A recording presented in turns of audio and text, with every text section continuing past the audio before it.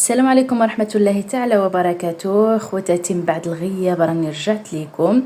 اليوم جيت نشارك معكم واحد العصير اللي جد منعش في هذه الحرارة هذه. العصير ديال الشهدية. كما كتشوفوا بعد ما غسلنا الشهدية ديالنا قصيتها بحال هكذا. غادي درت 3 كبار ديال الشهديات، قصيتها معكم بهذه الطريقه هذه. من بعد زدت معها واحد البنانه متوسطه الحجم.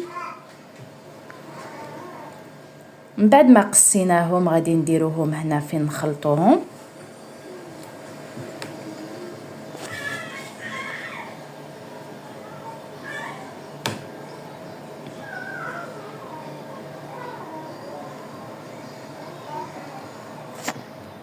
وغادي نزيدو عليهم خواتاتي السكر. دائما كيبقى على حسب الذوق. انا درت 2 معالق كبار ديال السكر، وزدت هنا واحد الكاس كبير ديال الماء يكون بارد.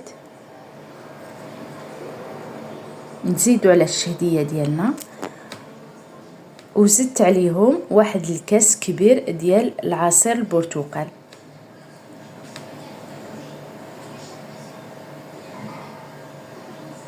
فوالا غادي نزيدو عليه.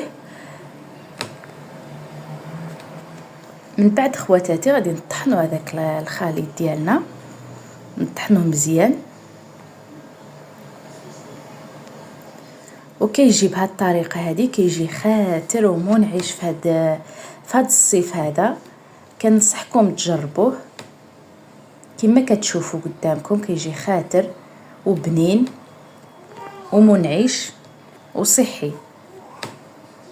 اللي ما بغاش يدير السكر ما يديرش السكر، حيت هي ديجا الشهديه حلوه وحتى البنان حلو. وهذه هي النتيجه الاخيره خواتاتي. كنتمنى تفاعلوا معايا من بعد الغياب لظروف شخصيه.